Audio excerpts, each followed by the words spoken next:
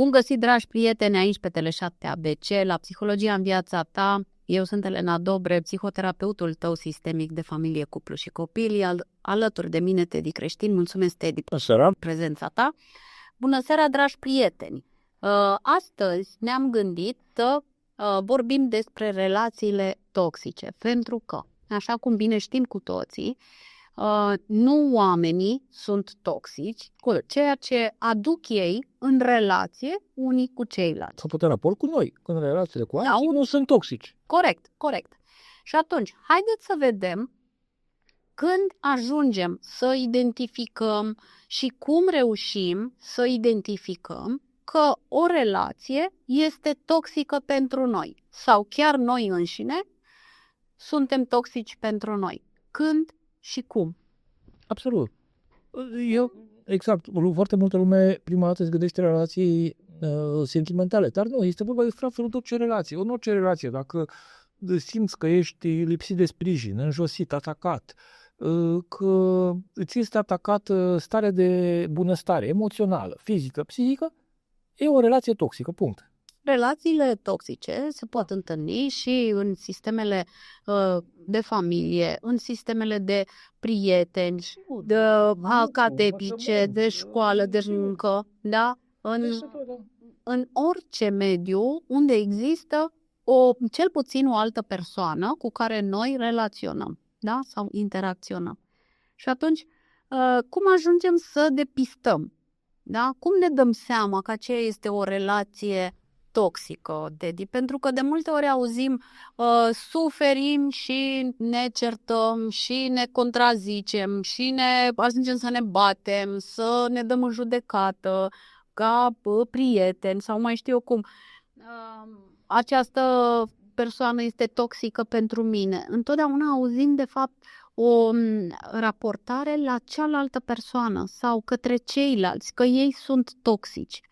Dar cum ajungem să depistăm că, de fapt, tot ceea ce punem și de o parte și de cealaltă se numește relație și apoi este benefică, de creștere sau toxică acea relație pentru noi?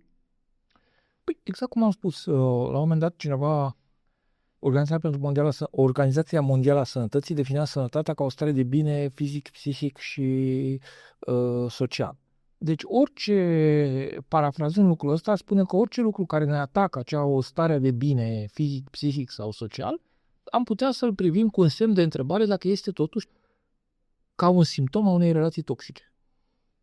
Este o idee. În momentul în care noi vedem că în urma unei relații ne simțim atacați, ne simțim că se deteriorează foarte mult această stare de bine în toate domeniile, ne putem pune niște semne de întrebare. Ce este acolo în acea relație? Adică atunci când găsim răspunsurile, da, ce este în acea relație, noi putem identifica dacă este sau nu o relație toxică. Dar ne putem lua în calcul emoțiile, ceea ce simțim, ceea ce ne trancolite corpul nostru. Corect. Dacă e o cantitate de emoții negative, da, și foarte, foarte, foarte multe emoții negative care sunt produse de ceea ce se întâmplă acolo, de abuzuri, de minciuni, de conflicte, de critici, de foarte multe lucruri care se adună. Dacă este o explozie de emoții negative față de alte lucruri care au și ele emoții negative, da, la un nivel mult mai redus, da, putem să ne întrebăm dacă acolo nu este cumva o relație toxică.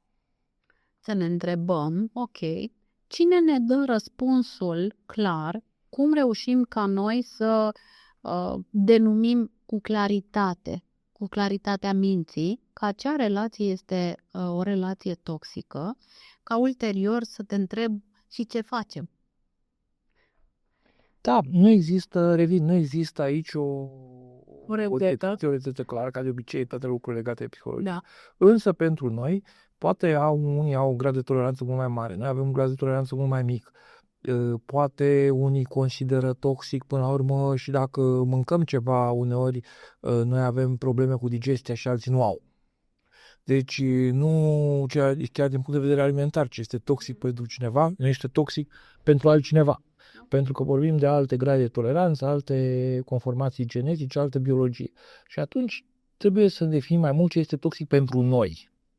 Și să învățăm să deosebim. Semnal așa pentru oamenii de acasă, cam care să fie acele semnale să tragă alarmele, toate alarmele, da? Păi, am tot vorbit despre ele, despre lipsa încrederii, despre faptul că nu există sprijin, că există foarte multe minciuni în acea relație, că există uneori încercări de control, de manipulare.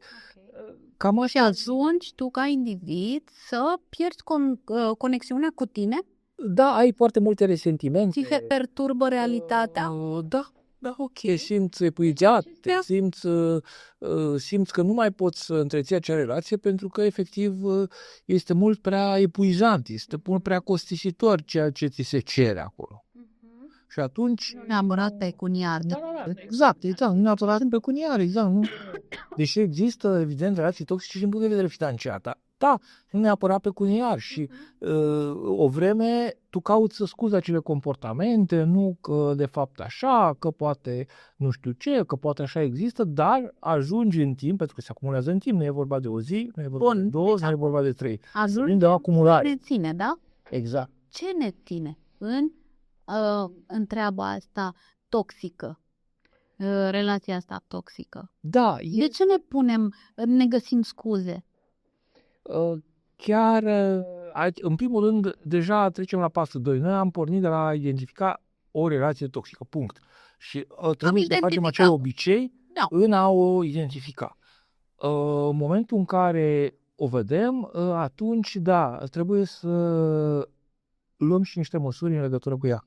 Și atunci, da, putem să ne întrebăm ce ne ține și aici motivațiile iar pot fi foarte diverse, începând de la faptul că primim și noi niște beneficii mici, dar există, până la faptul că, nu știu, avem anumite vicii în gândire, anumite biasuri cultivate de mici, că așa trebuie, așa e normal, așa, hai să mai încercăm, hai să, exact, o normalitate toxică, o toleranță toxică și mai multe lucruri care ar putea să fie motivele.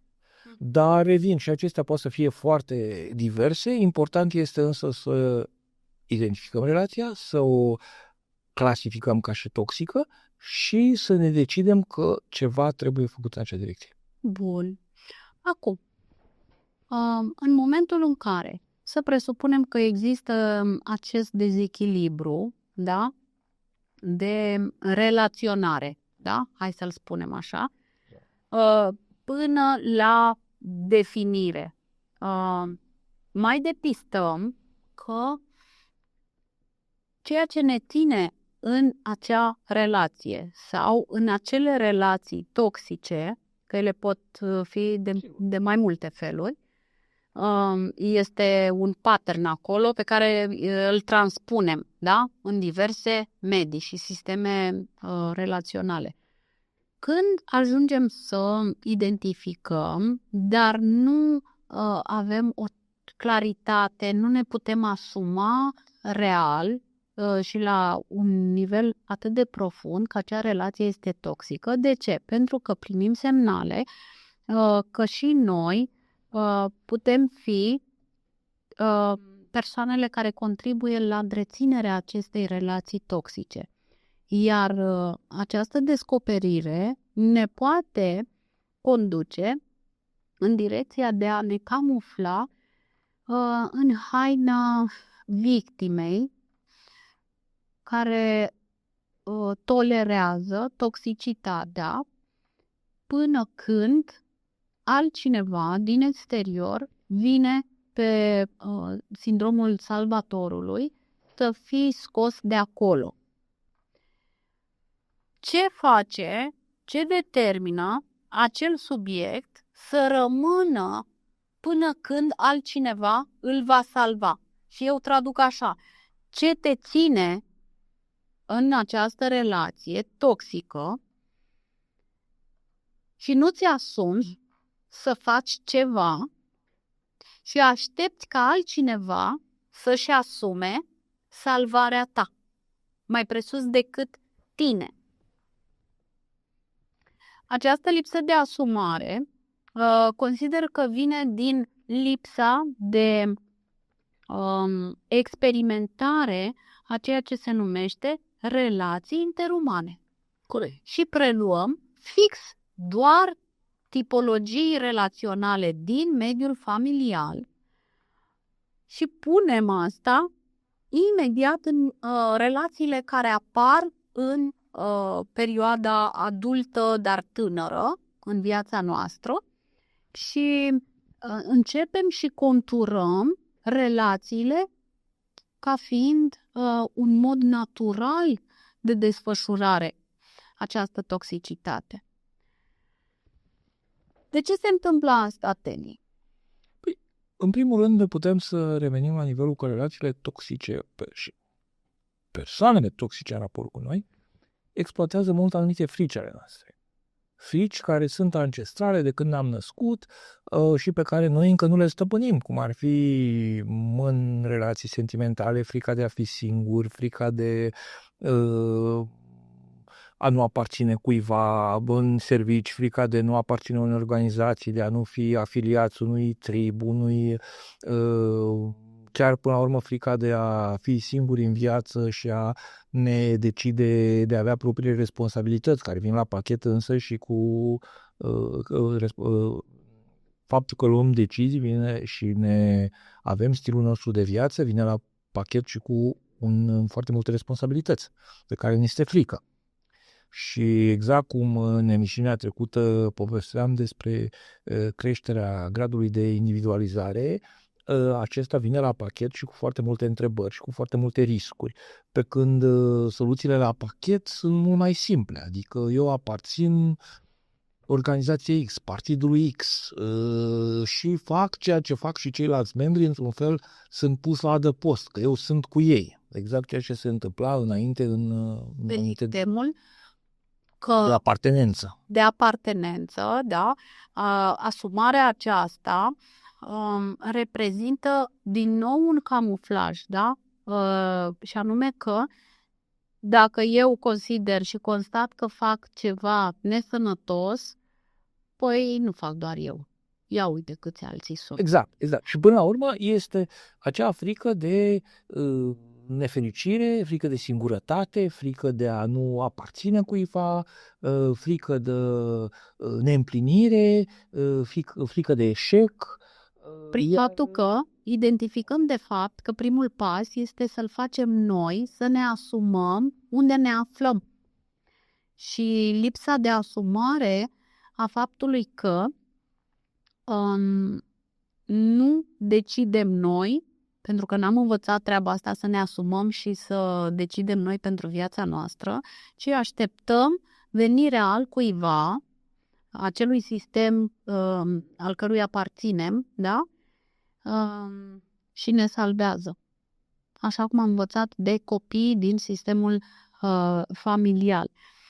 Când vine mămica și salvează copilul din parc atunci când este lovit cu grebla, doar că n-a văzut ce s-a întâmplat până atunci și nu scuză nicio altă lovire, este adevărat, dar pe sistemul de leoaica apărătoare și tună și fulgere în stânga și în dreapta și copilul acela învață că orice ar face în diferite situații, cineva va trebui să vină să-l salveze și să-și asume pentru ca el să iasă din acel context. Da? Dragi prieteni, vedeți cum se repliază niște pattern-uri în diferite situații în viața noastră, astfel încât ajungem să nu depistăm cauzalitatea apariției relațiilor toxice. Și, de fapt, mai mult decât atât, nu depistăm motivele ce ne țin acolo.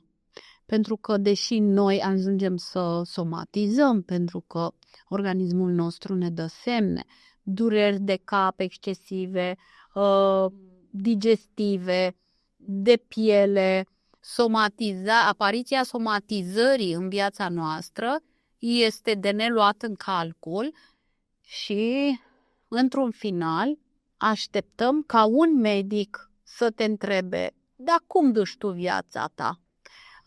sau un părinte, da? Sau o vecină, un prieten. Dar cum ți-e viața? Ce-i cu tine? Te văd trist sau te văd abătută? Ce se întâmplă? Cum îți duci zilele? Și abia atunci, dintr-o discuție dezvăluitoare a ceea ce se numește relația toxică din viața ta, fie că e la job, fie că este în parteneriat cu soția, iubita sau soțul, iubitul, când dezvălui treaba asta, acea persoană să fie cea asumată în care îți spune: dar tu nu vezi cât de nesănătos este să trăiești în continuare în această relație? De ce nu ieși? Sau de ce nu faci asta? Și soluțiile vin din altă parte. Abia atunci, această victimă va recunoaște pasul acțiunii și va spune: a, da, m-am gândit și eu, da, mi-e frică. Și atunci ies la suprafață temerile în baza cărora a funcționat stagnarea, statul tău acolo. Da.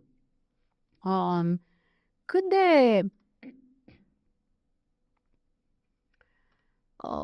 nu semnificative.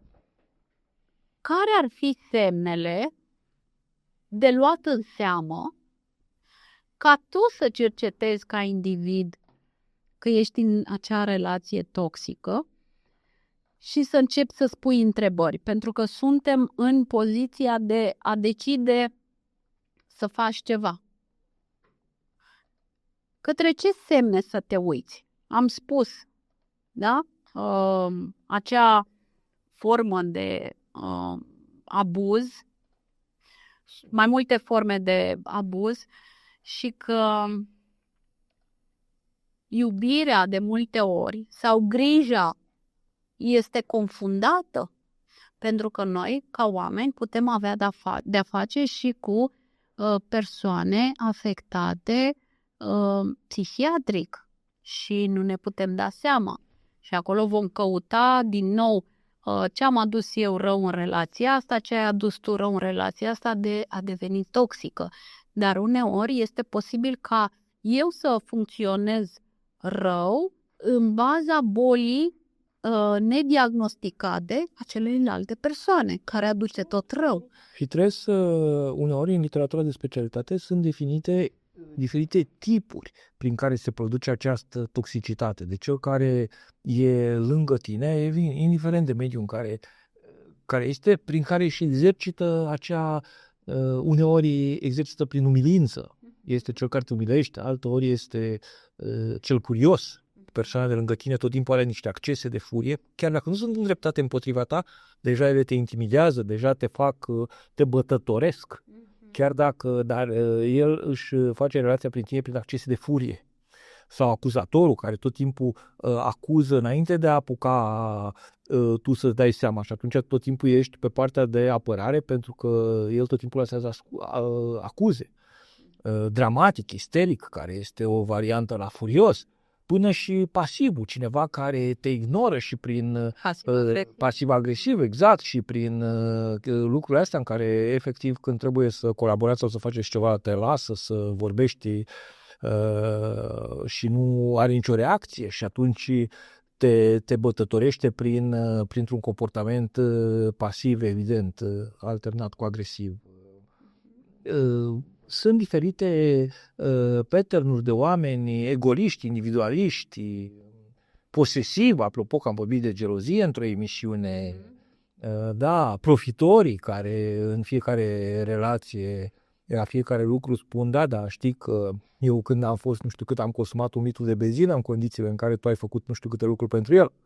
Dar își amintește că te-a dus nu știu unde odată și atunci sigur că nu, dar eu mie ce miese. Și sunt foarte multe moduri de oameni care la început par drăguți, par amabili, dar în timp se dovedesc a manipula, a introduce toxicitatea în această relație printr-un anumit mod, printr-un mod enumerat până acum sau printr-o combinație de 1-2 moduri, în funcție de stilul lor de viață, introduc în relație toxicitatea și relația devine toxică, provocând acele simptome despre care am vorbit. Ok. Și rămânerea aceasta, de multe ori, este pentru faptul că activează și menține ceva cunoscut de noi, da? La nivel mult mai profund, în alte relații, cum ar fi în relațiile noastre din mica copilărie.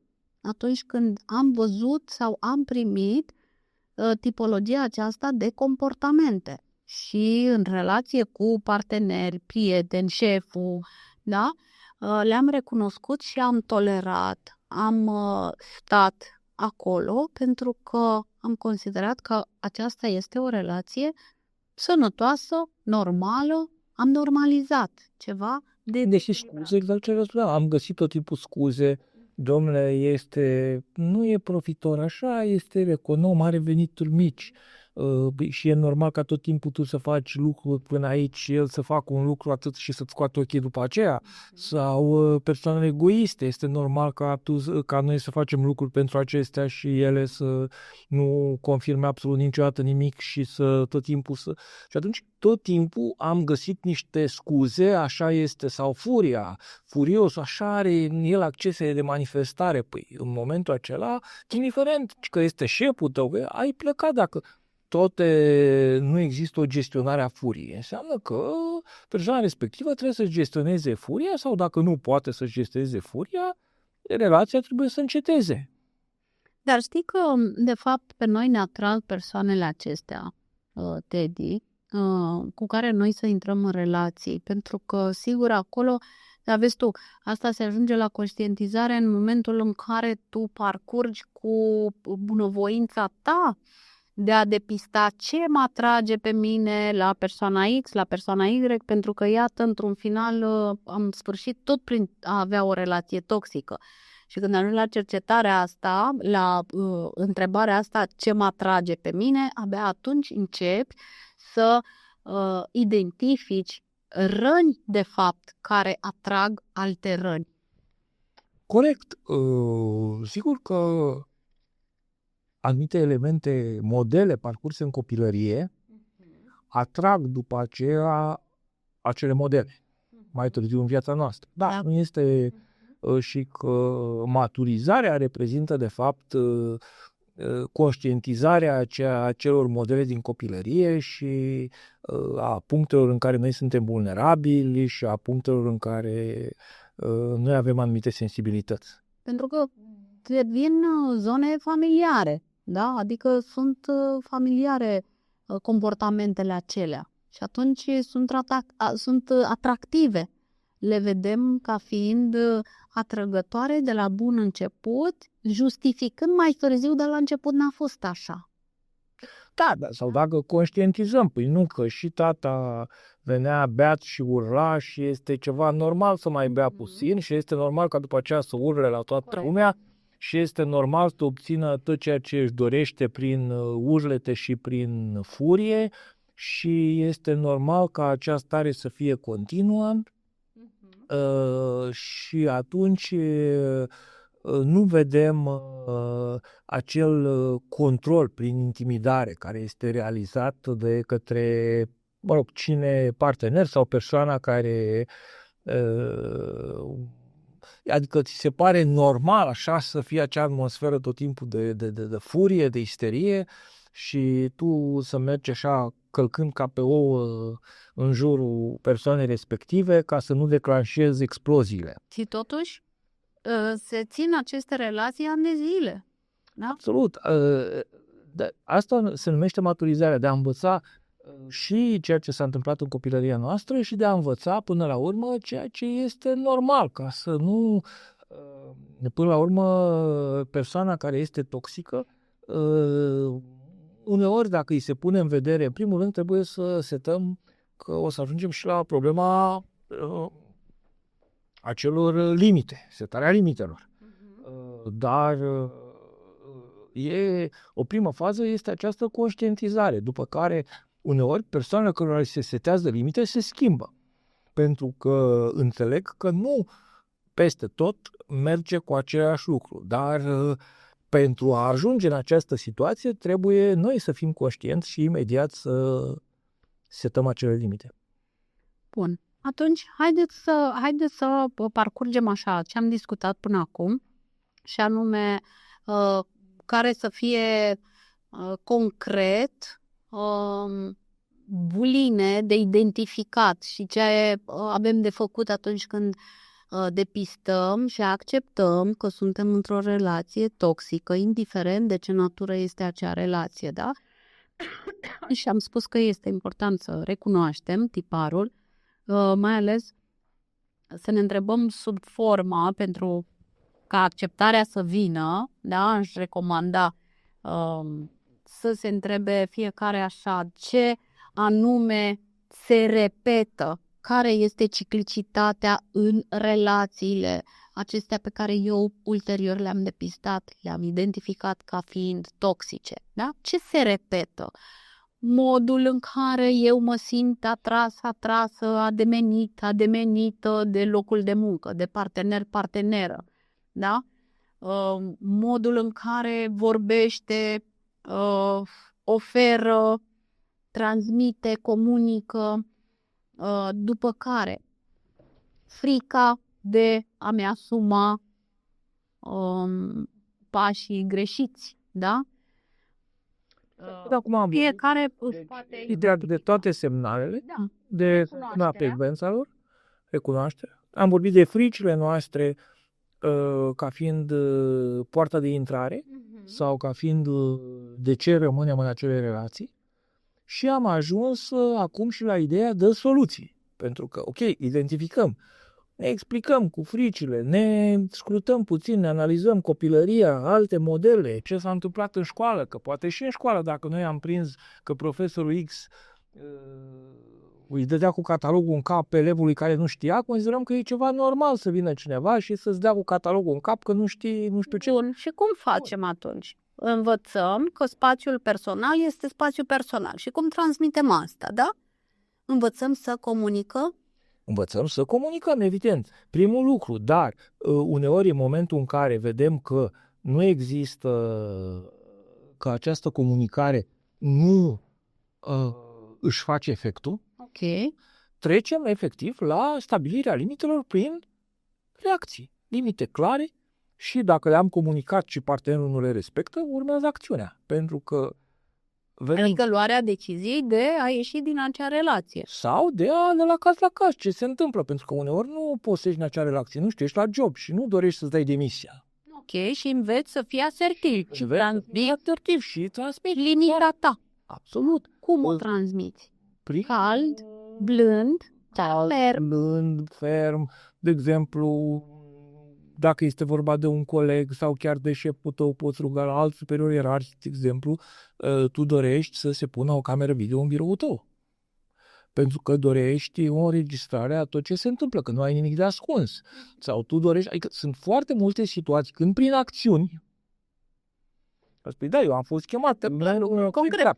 Exact. Adică și acțiuni cât se poate de legale, în sensul că, domnule, eu nu vreau să înregistrez ilegal acțiunile cu colegii sau cu șeful meu care nu știu ce face, dar aș dori, în primul rând, o cameră video în biroul meu și aș dori ca să avem toate lucrurile astea monitorizate, tocmai pentru a fi cât mai transparent și a vedea cum îmi îndeplinesc sarcinile de serviciu.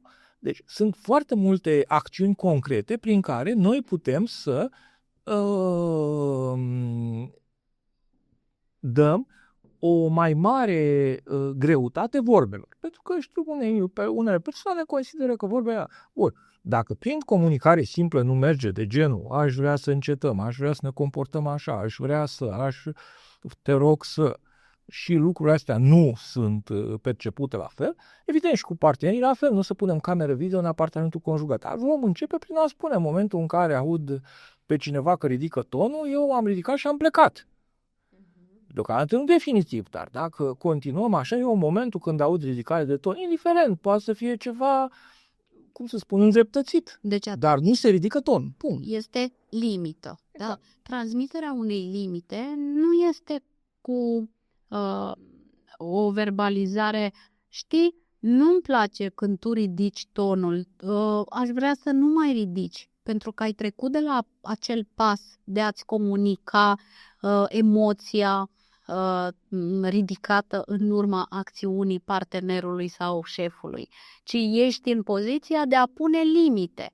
Exact cum ai spus, da? Deci nu te mai întorci. Atenție, oameni buni, nu vă mai învârtiți în cerc vicios al victimei de a rămâne în acea relație toxică fără ca voi să parcurgeți toți pașii. Știți de ce? Pentru că veți ieși din acele relații, veți intra în altele, fără ca voi să știți ce nu ați parcurs pentru binele vostru și veți face aceiași pași sub alte forme sau cu alte încălcări. Da.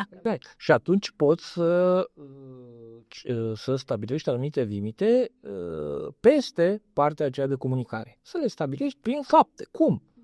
Nu știu, s-a ridicat tonul, te-ai ridicat în clipa aceea și ai plecat din cameră, indiferent că e vorba de birou, de serviciu, indiferent că este vorba de facultate, de cel care este îndrumătorul la doctorat, indiferent, adică s-a ridicat tonul, s-a terminat deocamdată momentan, pentru că ai plecat. Astea sunt niște exemple. Un exemplu poate să fie ajutorul a celei de-a treia persoane, de exemplu prin consiliere. Normal că nu te duci cu șeful tău neapărat la consiliere, deși mai sunt unele organizații care mai acordă practici de coaching, de analiza echipei, dar dacă e vorba de soț, de prietenă, de soție, sau dacă este vorba de anumite lucruri, poți cere ajutor la terțe persoane, respectiv un consilier, un proces de intrare în consiliere, intrare în terapie. Uneori acest lucru nu este posibil pentru că nu e de natură, nu. Dar există aceste relații care sunt de fortificarea comunicării, adică dacă doar comunicarea simplă nu merge, pentru ca persoana respectivă să înțeleagă, trebuie și acțiuni. Acțiunea, evident, de a întrerupe relația este ultima acțiune, când dacă nimic nu merge, evident, se va ajunge din nefericire sau din fericire la întreruperea relației. Aș spune aici că un adult și de ce mă refer la adult, Teddy? Că nu oricine poate pune limite într-o relație toxică, mai ales că a fost proaspăt acceptată ca fiind o relație toxică și acea persoană este partener, da? Partener în toxicitate, pentru că recuperarea sinelui și refacerea și metabolizarea emoțiilor încă de prima dată când s-a făcut cunoscută toxicitatea într-o altă relație, în copilăria mică sau de adolescență, nu s-a știut cum să se producă, da, metabolizarea acelor emoții, s-au transformat în patternuri relaționale și duse mai departe și au fost raportate la nivel mental și emoțional ca fiind o normalitate. Și atunci le este greu să-și pună limite, mai ales să le și transmită. Și atunci se întâmplă învârtirea într-un cerc vicios? Da. Cum își pot recupera oamenii propriul sine? Și aici știu că am discutat în ultimele 2 emisiuni ale noastre, ultimele 2 întâlniri care au evidențiat modul în care ne setăm mintea să proceseze informațiile despre sine, despre acțiunile noastre, modul în care ne raportăm la persoana noastră, la creșterea noastră, la dezvoltarea noastră, la implicarea în propria noastră viață. Cum o facem? Cum medităm? Cum ne setăm? Și dacă noi nu parcurgem evident și aceste etape, noi nu ne vom putea transmite limite clare în care noi să credem ferm și cu iubire față de noi pentru a reuși să le ducem la bun sfârșit. De ce? Pentru că nu ne-am recuperat sinele. Pentru că nu ne-am acceptat pe noi înșine. Nu am știut cum să procedăm cu emoțiile noastre atunci când ele au venit în raport cu celelalte persoane. Și am găsit în continuare scuze. De aceea aveți mare grijă atunci când vedeți, sesizați că este momentul de a pune limite. Să nu cădeți în acea plasă a cercului vicios, lasă că uite, parcă s-a mai îmbunat șeful, parcă mi-a mărit și... Nu, și aș vrea să mai definim ceva care este iar foarte important, diferența între o relație abuzivă și o relație toxică.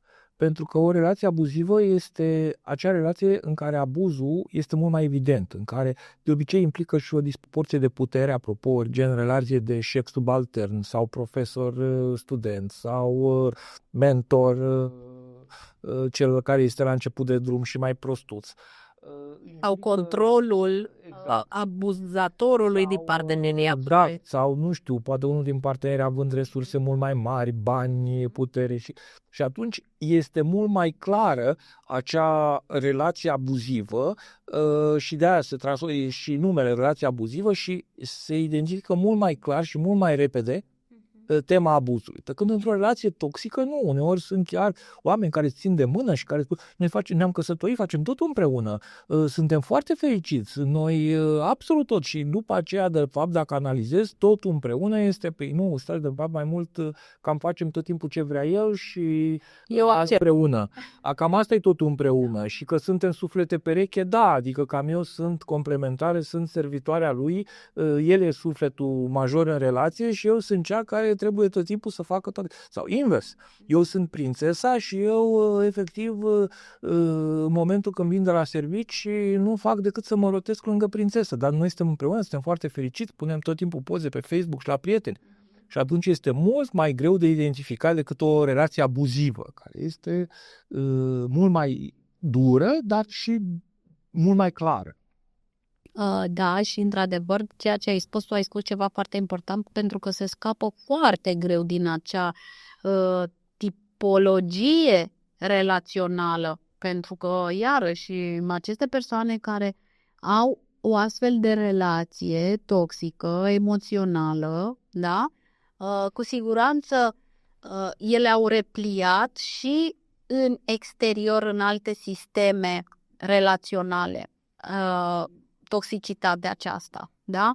Sub forma de salvator, hiperprotectivul de la locul de muncă, din cercul de prieteni sau ceva de genul acesta. Se repliază sub alte forme, manifestându-și toxicitatea abuzivă-emoțională. Hai să o denumesc așa, da? Da.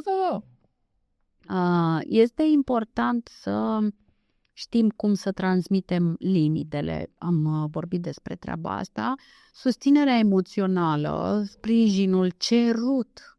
Este important ca victima sau ambii parteneri, dacă ajung la un nivel de comunicare în care ei constată că au într-adevăr o relație toxică care îi afectează din punct de vedere emoțional și că epuizează pe amândoi, dar totuși nu știu cum să procedeze și încă e posibil ca amândoi să vină din același tipar pattern din sistemele lor de proveniență familiale și să dialogueze, Doamne ajută să fie din ce în ce mai multe astfel de situații și să se întrebe amândoi de ce tip de ajutor ar avea nevoie, la cine să apeleze, cum să se sfătuiască. Uneori, de asta spun, e mult mai, fiți atenți încă o dată la această linie de demarcație într-o relație de abuzare, care este mult mai clară, pentru că uneori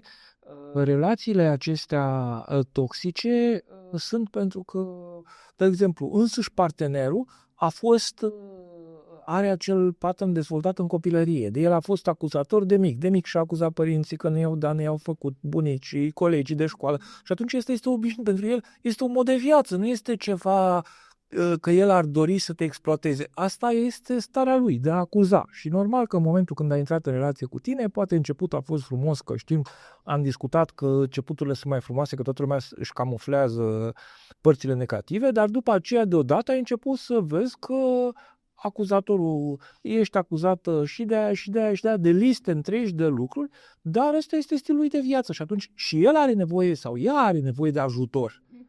Deci nu este vorba de... Și atunci cerem ajutorul acestei terțe persoane, pentru că dacă mai vrem să continuăm relația, nu o putem continua, dar ne trebuie un mediator, un teren neutru pe care să mergem și un mediator între noi. De aici am observat și trăsăturile narcisistului care, indiferent că este femeie sau bărbat, da, denumirea de narcisist are o cauzalitate. Profilul acesta, el nu s-a născut așa. Da? Pur și simplu. A învățat să supraviețuiască în felul acesta, în mediul în care el a trăit. A învățat să supraviețuiască, a învățat să aibă gura de oxigen, așa cum a putut el mai bine din mediul acela toxic în care el a trăit, da? Și și-a continuat viața, ajungând să perceapă lumea și relațiile ca fiind normale, așa, toată lumea este de vină de câte ceva pentru răul din viața lui. Da?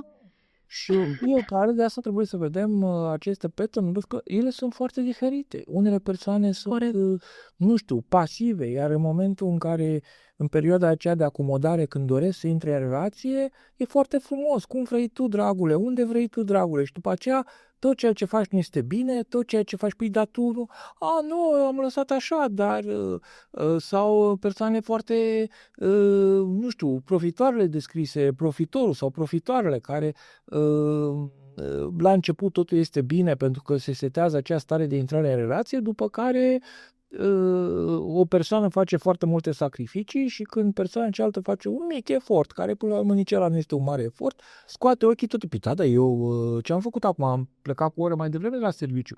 Am luat o săptămână concediu casă. Acum, între că am plecat mai devreme cu o oră și atunci... Trebuie să fii recunoscătoare toată viața. Deci începuturile sunt frumos ambalate pentru că persoanele doresc să intre în acea relație din diferite motive. Se uită, Doamne, cum arată ea. Și ea se uită și, wow, are BMW ultimul tip. E clar că vreau să fiu în relație. Da, de ce tip de atracție a fost vorba? Când au intrat în relație, încep să desfacă pe termen lung, nu poți ascunde ce mod de viață ai.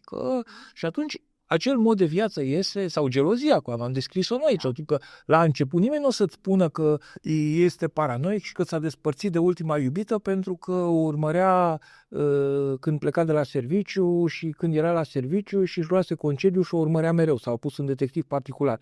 La început, lumea caută să se prezinte într-un mod frumos, după care observ că vorbim despre un paranoic sau paranoică care este un diagnostic. Exact, un not de gelozie și din orice lucru se face un... Da, vezi, uite, știi cum transpun femeile, de exemplu, dacă tot ai adus în discuție acest caz, femeile pot repera ca fiind grijă acea insistență, ori de mesaje, de telefoane.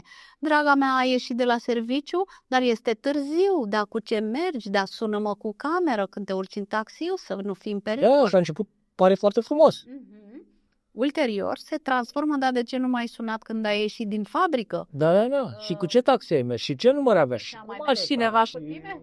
Da. Și de ce n-ai filmat când ai mers? Corect. Vedeți cum toate acestea se transformă în timp în realitatea acelui partener care, din nou, are o cauzalitate pentru că el nu s-a născut așa, dar noi când intrăm într-o relație, acum vorbind de relațiile de cuplu, nu intrăm pe sistemul de mamă sau tată, nici pe rolul de salvatoare, nici de medic, nici de psiholog, nici de mai știu eu ce mare sfătuitor sau mediator al vieții celuilalt.